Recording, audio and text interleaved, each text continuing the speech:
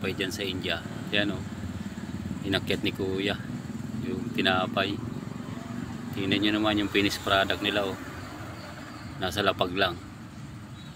Ayan o, si kuya o, minamasa niya yung harina niya, nakapalang, tsaka nasa sahig yung mga minasang harina. Ayan, lagyan niya ng tubig, pampasarap daw. Kinuha niya yun o, sa gilid o, grabe, nag-iilata na yung kalawang niya na. Tapos sa sahig pa talaga nabagsak yung minasa niyang harina. Grabe naman to si kuya. Oh, sa sahig nila kinukuha, tapos nakapalang. Yung mga inapakan nila, doon din nabagsak yung minamasa nila.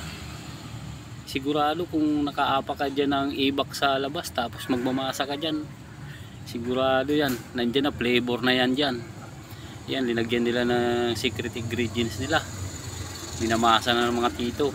Ayan o, dinagay sa lagayan. Ayan, pinorsyon nila. Ayan, napakasarap sigurado nito. Pero pag kumain ka na to, diretso ka na ng ospital. Ayan o, tingnan nyo, pinuporsyon nila. Wala nang timbang-timbang yan, dire-diretso na. Ayan, inakyat sa taas si tito. Pakakapitan dyan naman merkobyo, at saka palalangawan yan para masarap. Yung may mga tay-tay na ng langaw, yun, sarap nun. Ayan, nagmasa ulit sila, nilagyan ng secret ingredients. Yun, minikos-mikos na ni tito. Sarap yan. Yun, minikos-mikos na nila. Tingnan mo yung pa, kasama na doon sa pagmasa nila. Oh, grabe naman to. Kayo lang umusga nito mga lods, kung masarap nga to o hindi. Tingnan nyo naman kung gaano to karumi magmasa ng tinapay nila.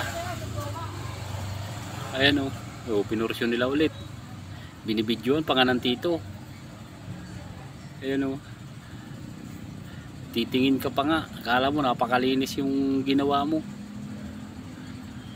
Ayan o, inakyat ulit niya, pakakapitan ulit ng merkobyo para masarap.